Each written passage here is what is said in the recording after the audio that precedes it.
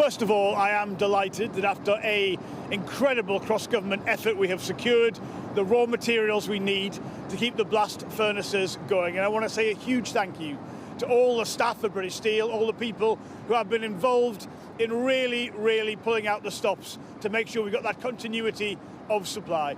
Yes, supporting British Steel is the right thing to do. We're calling Parliament to take back control of the situation, to make sure the blast furnaces weren't lost in an unplanned way with all the consequences that would come from that. I believe we can improve on the financial performance that we have seen. But I have said from the beginning that the kind of support we're now putting in place for British Steel is better value for the country, better value for the taxpayer than offering hundreds of millions of pounds for significant job losses in a way we weren't quite confident that transformation programme would deliver what we needed for the future, or potentially being here today talking to you about thousands of people having lost their jobs with a cost to the Exchequer to support those people at well over £1 billion. Well, can you guarantee that support will avoid job losses?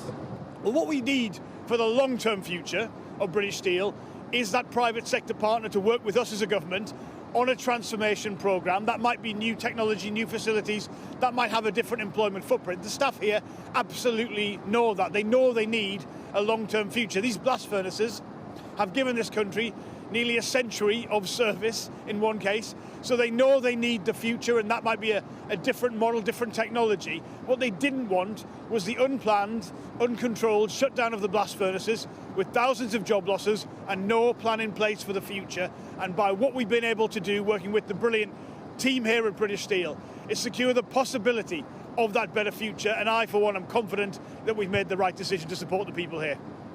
You said on Sunday you would not bring a Chinese firm into the UK steel sector. Some of your Labour colleagues, including Sarah Jones, the Industry Minister, have suggested you still might. Is that still the case, avoiding bringing China into the steel industry? Look, we have always been clear to maintain, in this case, our difference of opinion on the future was with a specific company. I know there's a lot of interest in the wider UK-China relationship, understandably so, but this was about this company. I think we've got to recognise that steel is a sensitive sector. It's a sensitive sector around the world, and a lot of the issues in the global economy with steel come from overproduction and dumping of steel products, and that does come from China. So I think you would look at a Chinese firm in a different way. But I'm really keen to stress the action we've taken here was to step in because it was one specific company that I felt wasn't acting in the UK's national interest, and we had to take the action we did. On the topic of China, how concerned are you over the future of relations with China and how a US-China trade war will impact deals like this and dominate sagas like this where you're trying to help a local community? Well, look, first of all, a trade war, that kind of disruption in the global economy, the UK will be affected by that. We're a big economy, a trading economy, and obviously that's a huge concern in itself. I think where the US has specific concerns about, for instance, the overproduction of certain core products in the global economy, and steel's a good example again of that. Look, I think those are reasonable concerns. I don't support the kind of approach to unilateral tariffs that the US has pursued. We've made that very clear to our US friends and colleagues. But there are issues as to how parts of trading works around the world, and there's a need to look at how we can do that fairly, how we can consider where, in some cases, countries are not operating to the same rules as we might expect here in the UK.